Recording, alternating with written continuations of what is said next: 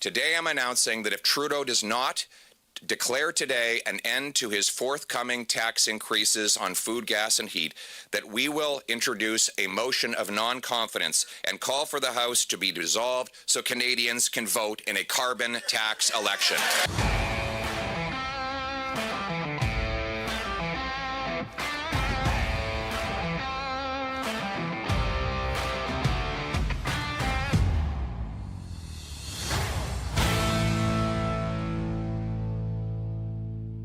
Welcome back to Northern Perspective, everyone. I'm Cypher. And I'm Fox.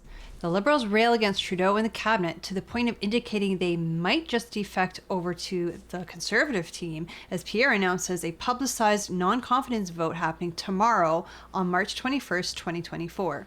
Let's take a look. It was all a lie when Trudeau said you get back more in rebates. We have the numbers from the parliamentary budget officers who says, and I quote, this is $2,943 for the $2,943 for the average Alberta family. That's $900 more than they get back in rebates. Saskatchewan families, on average, $2,618. That's $525 more than they get back in rebates. $1,750 for Manitoba, $502 more than they get back in rebates. $1,674 for Ontario, that's $627 more than they get back. Nova Scotia, $1,500 more in carbon tax, $1,500 in carbon tax, $500 more than they get back. $1,600 for Prince Edward Island, $500 more than they get back. $1,874 in Newfoundland and Labrador, $377 more than they get back. I go into this painful, excruciating detail to debunk the dangerous disinformation mouthed by the Prime Minister and repeated by the media.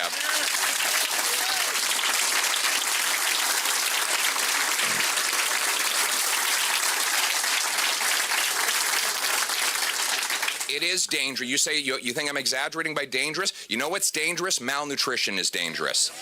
And when we have a government and state-controlled media who are telling people they're getting more than they're paying when exactly the opposite is true, that means people in food banks. That means hungry stomachs in our schools. That means people suffering that shouldn't be. And we need to call out and tell the truth. But we're not going to put up with it anymore. We as common sense conservatives are saying no to Trudeau's 23% April Fool's Day increase. We are saying spike the hike until we common sense conservatives can axe the tax. The good news is...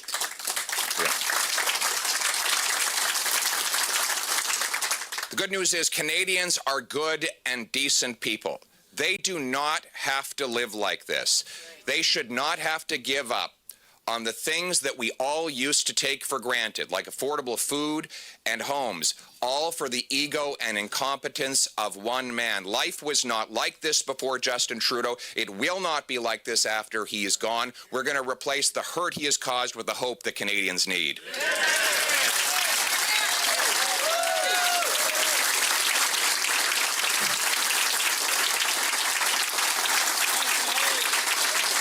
So now, today I am announcing that I'm giving Trudeau one last chance to spike his hike. One last chance and only one more day. Today I'm announcing that if Trudeau does not declare today an end to his forthcoming tax increases on food, gas, and heat, that we will introduce a motion of non-confidence in the Prime Minister. It will read that the House declare non-confidence in the Prime Minister and his costly government for increasing the carbon tax by 23% on April 1st as part of his plan to quadruple the tax while Canadians cannot afford to eat, heat, and house themselves, and call for the House to be dissolved so Canadians can vote in a carbon tax election.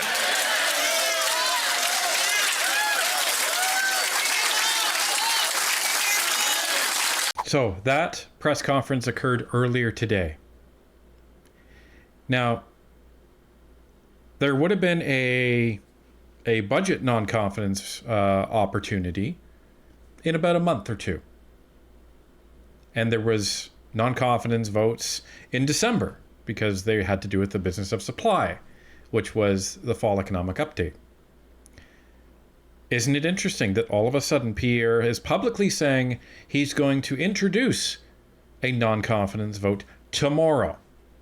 if Trudeau does not agree to remove this spike in the carbon tax, the 23% hike. Now, make no mistake, this is not an ultimatum to Justin Trudeau. It absolutely is not. It is an ultimatum to the NDP. But something else interesting happened yesterday. For those that may not know, the NDP introduced a motion into the House that would recognize Palestine as an independent state. Now, you can agree with this, you can disagree with this. It doesn't really matter.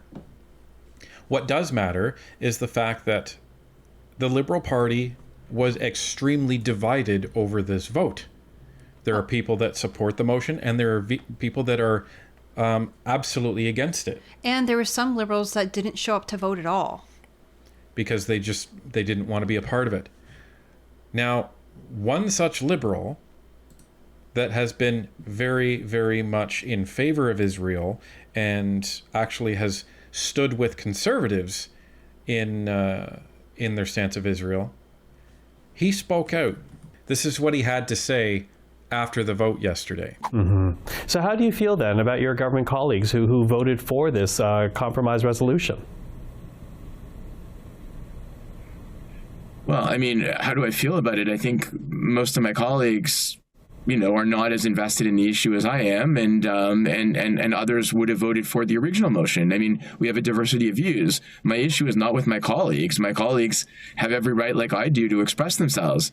My issue is with the government and how the government handled it, not with my Liberal colleagues. So how the government handled it. So are you then considering your own place in that government now then? Well, what I'm saying is that I'm certainly in a reflective period right now. I feel that I need to think about things after having felt very isolated yesterday. I had very much made it clear that my position was we should vote against this motion, that it would be wrong for me to do anything other than that. When I ran in the 2015-2019 elections, 2021, one of the core issues in my riding is support for Israel.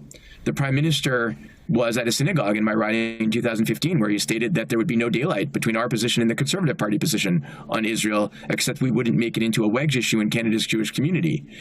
And that's exactly what's happened. This is the problem with Trudeau. And Fox has actually alluded to this point before, where Trudeau will say one thing to one group of demographic voters and a completely opposite thing to the opposite demographic voters in order to try to get everybody to vote for him. He's pandering, is what he's doing. And you can only do that for so long until people actually realize what you're doing. And he's done this to the point where now he's in the House and the Liberal Party is faced with a vote that has completely divided their party. Yes, 6 Liberal MPs did not vote in this motion.